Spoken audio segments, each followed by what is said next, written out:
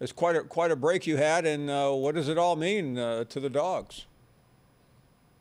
Well, at the end of the day, it's a really good coach getting his opportunity. As you know, Paul, Dan Lanning's name has been up for this, that, and the other thing every year almost. He's been Georgia's defensive coordinator, which hasn't been that long.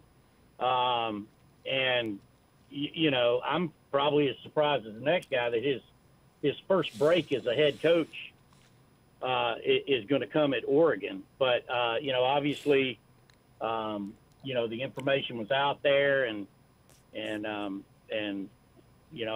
felt good enough about it to report it, knowing it to be true. And,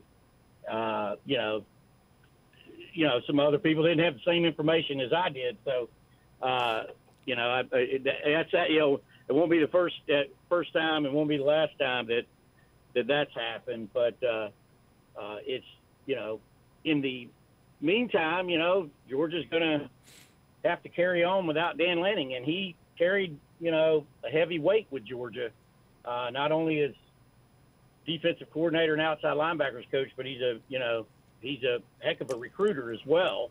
So it's definitely going to be a void, but it looks like, at least in the interim, Georgia's going to be very well set to sort of fill that void.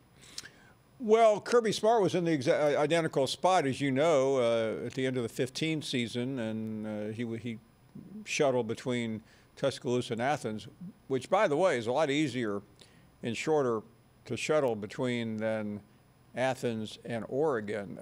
What is the plan for Dan, and how do you think this is going to work?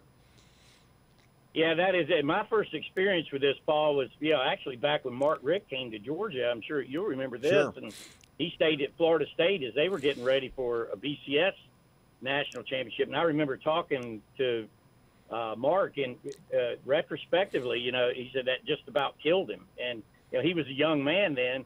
Same thing with Kirby.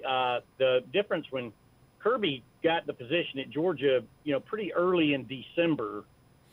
Georgia wasn't in the SEC championship after 2015, and he spent a lot of time between then and before Alabama started getting ready for the college football playoff, sort of setting up his staff plan, his Georgia plan, their recruiting plan, and then kind of let everybody else take off after it. Dan Lanning's kind of coming right in the middle of the storm.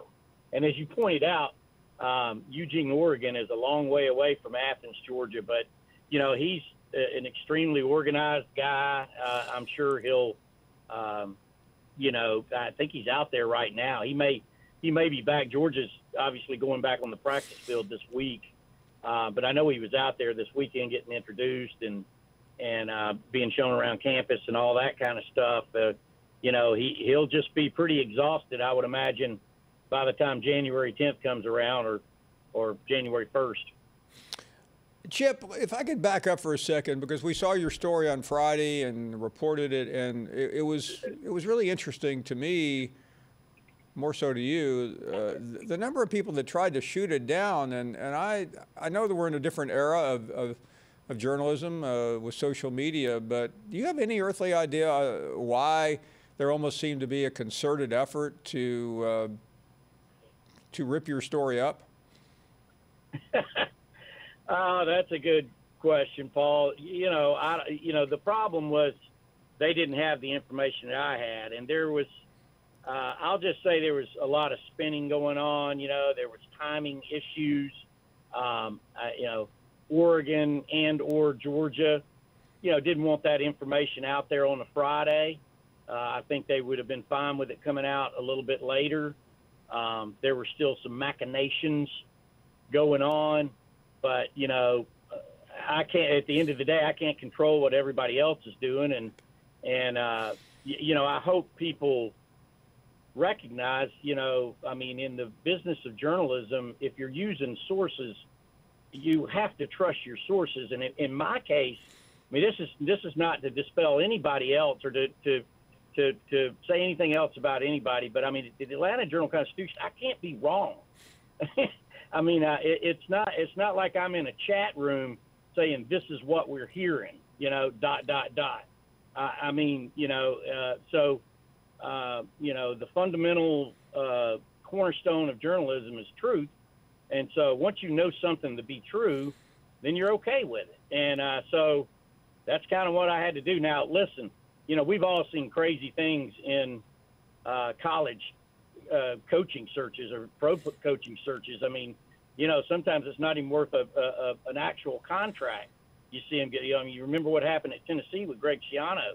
So you never can tell. I mean, you know, sometimes some things can blow back in your face, but you know, at the end of the day, you know, truth has to be your barometer, and that was what I was going by. Thanks for watching ESPN on YouTube. For live streaming, sports, and premium content, subscribe to ESPN+.